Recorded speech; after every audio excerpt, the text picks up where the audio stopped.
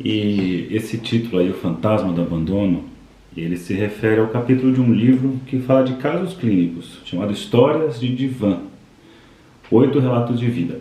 E eu acho muito sensível assim a escrita do cara, né, do autor.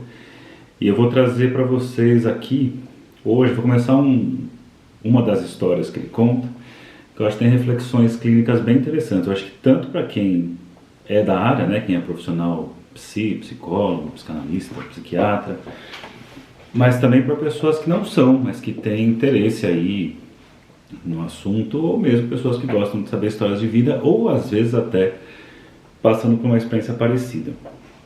Então, essa história de vida, esse relato de vida, que é uma história no divã, começa com esse texto que é o Fantasma do Abandono. E ela diz assim: eu sei que vou poder me virar sozinha. Fiz isso durante toda a minha vida. Então não vejo por que não poderia fazê-lo agora. E aí o terapeuta fala, né, de qualquer maneira, imagina que é uma situação dolorosa. E aí você fica assim, bom, do que eles estão falando, já que ela já começa falando, né, a frase já é essa, ele faz uma intervenção e ela vai deixar mais claro. Sim, principalmente para Pilar, que ele vai dizer, a situação vai ser dolorosa. Ele fala, sim, principalmente para Pilar. Bom dia, Naira, bom dia, pessoal aí. Ela sempre teve uma imagem de família muito forte e é muito apegada ao pai. De qualquer maneira, Sérgio e eu decidimos que vamos fazer as coisas com calma e sem pressa. Somos pessoas inteligentes, então não há razão para que isso se transforme em algo traumático. Por isso, repito, que minha única preocupação é a menina. Aí você começa a entender que a gente está falando de um divórcio, e é muito interessante isso, né? Ela falando do divórcio, dizendo que ela se posiciona como uma pessoa forte, e aí o terapeuta coloca assim, sim, mas isso é uma situação que é dolorosa. Por que é doloroso? Né? Divórcio é doloroso. Por melhor, pior que seja uma relação, sempre é doloroso essa decisão e colocar, né, a coisa em prática de uma separação. E aí é interessante que ela, ao argumentar, ela vai dizer que é doloroso, mas é doloroso para a filha. Por quê? Porque a filha é muito apegada ao pai, mas que, e aí é uma coisa muito comum você encontrar na clínica, essa ideia de que é possível fazer isso, que é uma experiência que é dolorosa, de uma forma não traumática, né? Isso acontece muito, quem atende crianças, isso acontece muito, dos pais chegarem e ao apresentassem a questão da criança, você vê claramente que é a questão do casal, só que o casal, às vezes vem o casal, às vezes vem só a mãe, às vezes vem só o pai, mas você vê que a questão tem a ver com eles, né, é deles, e que colocam, né, projetam para a filha, né, ou colocam a responsabilidade na filha, no filho, a dificuldade da relação.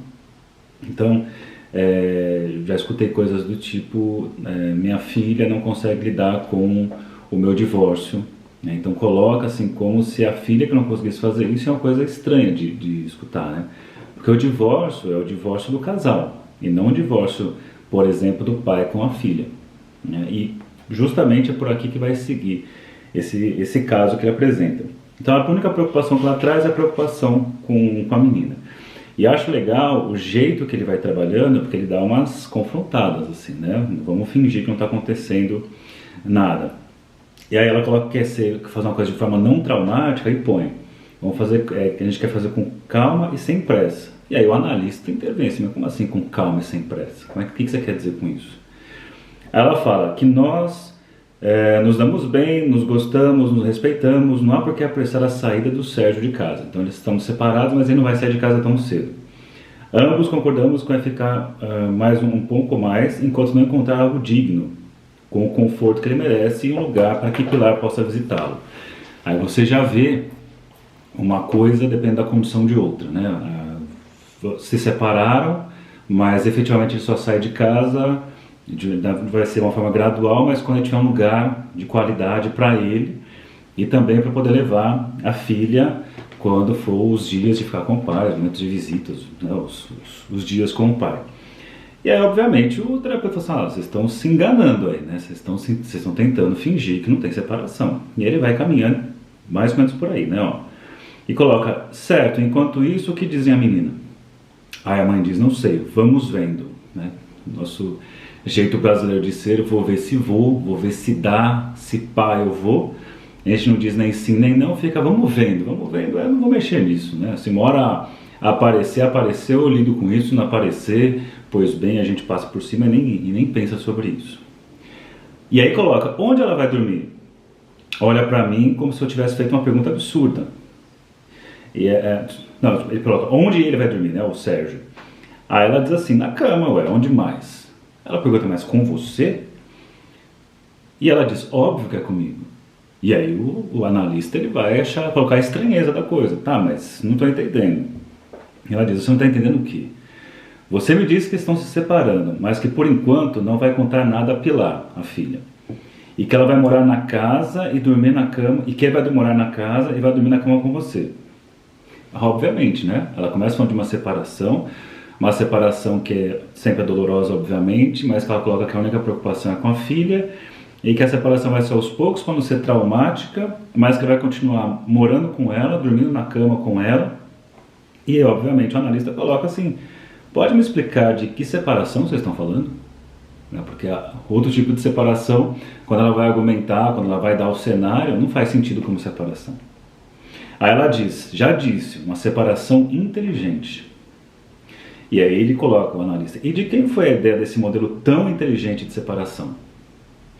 Ela diz, minha. Aí o analista coloca assim, eu fico pensando por alguns segundos. Aí ele faz uma leitura, né? Aí ele dá um passo para trás, faz uma leitura maior e mostra para ela. Laura, se vocês, como disse agora há pouco, se dão bem, se amam, se respeitam, não tem problemas em compartilhar nem a casa nem a cama, por que vocês vão se separar? É óbvio, né? Essa pergunta dele, porque está tudo bem, ela pode continuar dormindo na cama com ele, pode continuar convivendo com ele, se dão bem em todas as esferas, então por que a separação? E ele faz essa pergunta, a pergunta que ela gostaria que ele nunca tivesse feito, né? Todas as perguntas exceto essa. Faz essa pergunta e ela fica em silêncio. E aí então ela reconhece, é o Sérgio que quer. E aí ele pergunta, e você quer também? E ela diz que não, que se dependesse dela, eles não se separariam. Então esse é o primeiro momento, essa é a primeira etapa aqui, né, desse relato. Acho que é legal aí para pensar, seja você psi, seja você pessoa que não é psi, vai na terapia, seja você que passa por um problema parecido, enfim. Várias possibilidades de fazer reflexão, né, de ver como a coisa vai se deslocando, assim, a verdade vai aparecendo, né, a coisa vai caminhando e chega na verdade que ele quer se separar, ela não. E aí então ela cria vamos fazer uma coisa menos traumática, aparentemente para Pilar, mas começa a mostrar que é para ela, inclusive, e que esse negócio de continuar dormindo, continuar morando, é uma separação, que não é separação coisa nenhuma. Aí ele coloca, daí traz o cenário, né? Nessa época que a Pilar, a Laura, que é a mulher que ele atende, tem 42 anos, a filha tem 8 e o Sérgio 43.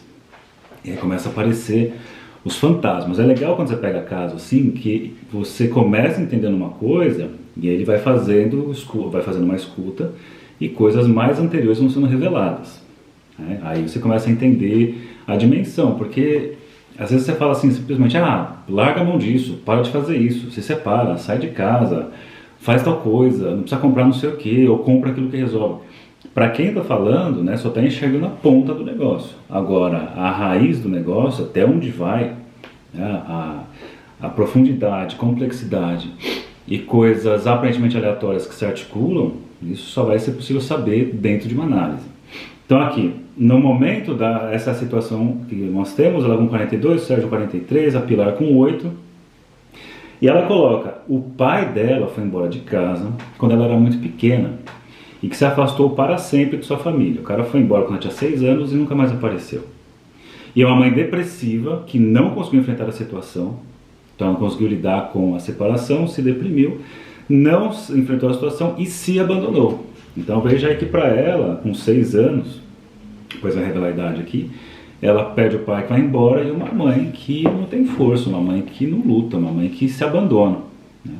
E coloca em risco seus 2 filhos, a Laura, que tinha 6 anos, e seu irmão, o Gustavo, de 4 anos. Então é um cenário assim, de desamparo que as crianças ficam numa situação dessa. E aí ela vai dizer assim que por conta disso a infância foi cheia de privações, a adolescência foi muito difícil, só que ela nunca tinha a chance de lamentar. Porque se ela lamentasse, primeiro, não tinha um pai que resolveria. Uma mãe estava lá depressiva, lá, não elaborou o luto, ficou naquele lugar de identificação com o objeto perdido, e ela fica nesse lugar, ela fala assim, eu não tive escolha a não ser continuar. Porque ela fala, se eu tinha de continuar, porque senão os piolhos iam nos comer. Uma frase que ela sempre repetia nas sessões. E ela, no fim das contas, foi atrás, foi conseguir estudar, conseguiu fazer medicina, ajudou o irmão a se formar em arquitetura. E então ela fala assim, eu saí do nada e agora eu sou uma mulher vencedora. Então, apesar de ser vencedora, não, a gente pode esquecer do fantasma do abandono que aconteceu lá atrás. E coloca, né, uma mulher inteligente, linda, de ânimo forte, e fala que ela, por conta disso, ela tem um humor muito, muito gostoso, que ela leva as coisas com ironia. E fala, muitas vezes as sessões eram difíceis, mas o humor de Laura deixava a coisa mais leve caminhando. E aí ele fala, por isso, com esse humor que ela levava, e aí tem aquela característica, né, de uma forma um pouco maníaca de defender, um pouco de negação da coisa, né, lembrando que o humor ele é muito importante como defesa, uma defesa madura, pensando aí nos mecanismos de defesa. Só que ele é uma defesa madura quando ele leva em consideração a realidade. Se o riso aparece, né, se o humor aparece, mas nega a realidade, está mais para uma dissociação, uma cisão, uma negação do que para uma, de fato, lidar com a coisa de forma madura. Isso é muito importante de saber. Então, no curso lá do Manual de Psicoterapia, eu sempre falo das defesas maduras, sempre coloco, o humor é uma defesa madura.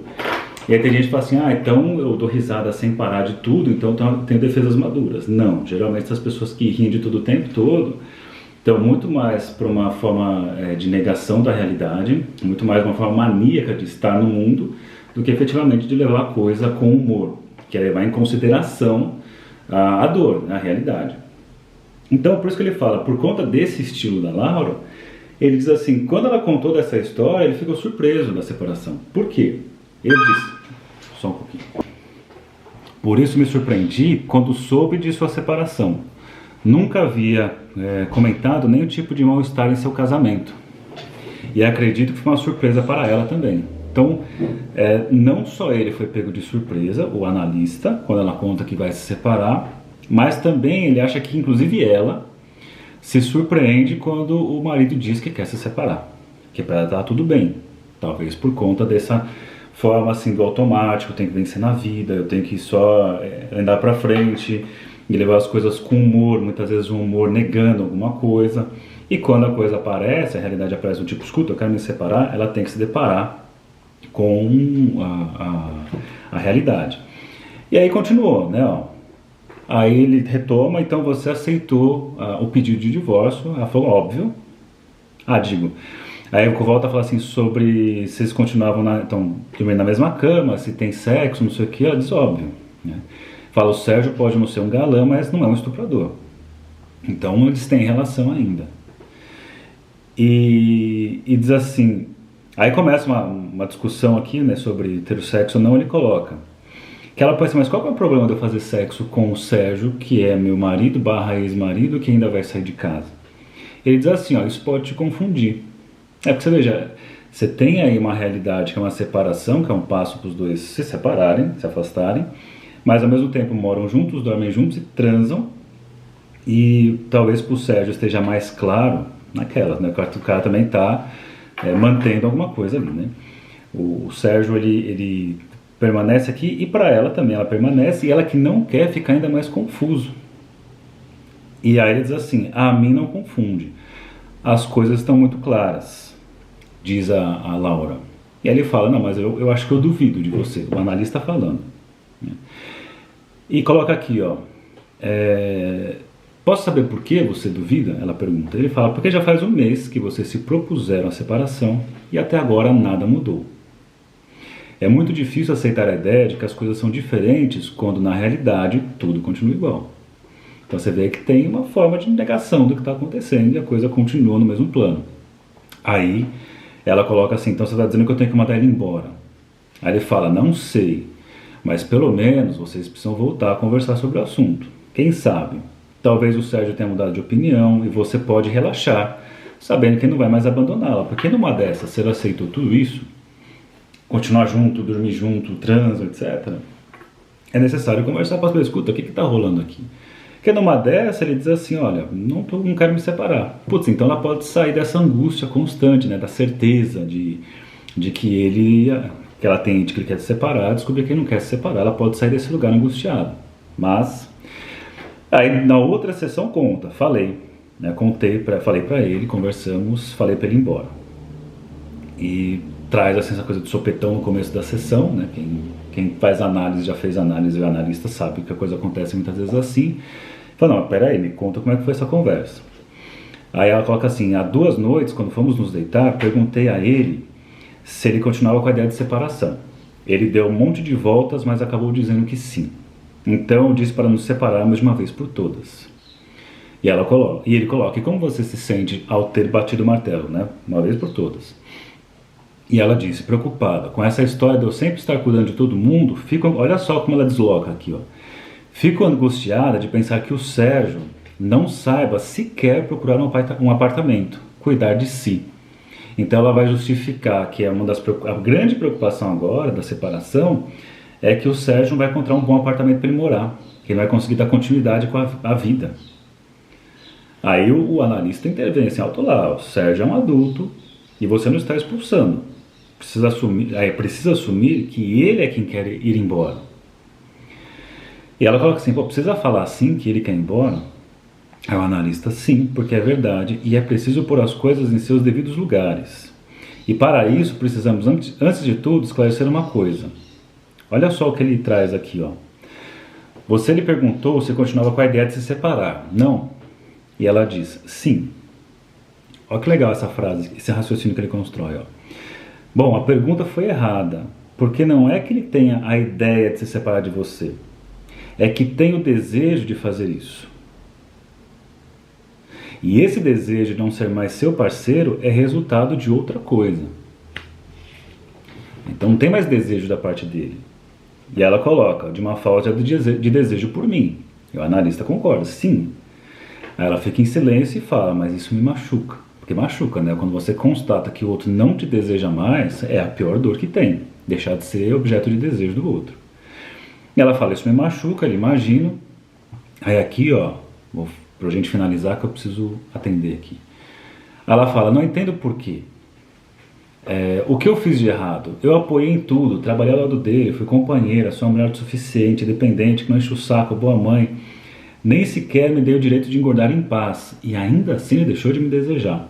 E é o que ele diz, ó. Laura, é provável que você tenha a resposta, é provável que você não tenha a resposta para essa pergunta que está se fazendo. Por quê? E aí o óbvio, né? Mas o óbvio tem que ser dito.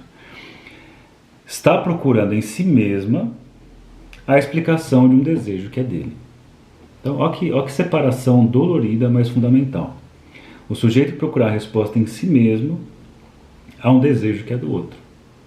Ela está procurando uma resposta nela, o que ela fez, deixou de fazer, A, B, C, D, E, nela, com uma questão que é o desejo dele, que não tem a ver com ela. Só ele pode falar do desejo dele, saber do desejo dele e, obviamente, pensando aqui como psicanalista, das dimensões inconscientes do desejo. Então eu vou interromper aqui.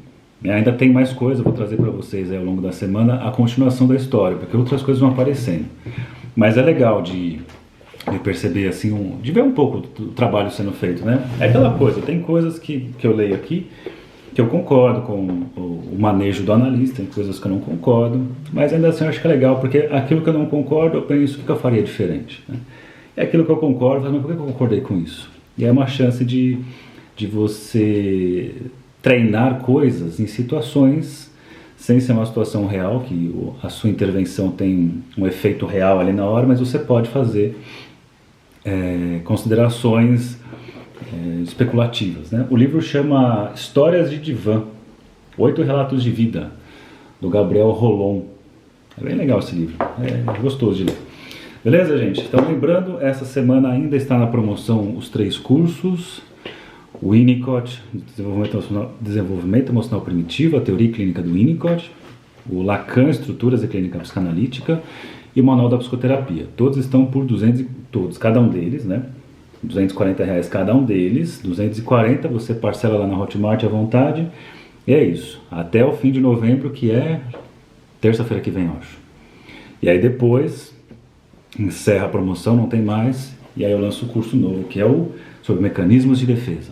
Bom dia para vocês, boa segunda-feira, e até amanhã mais um Bom Dia Psicanálise. Tchau.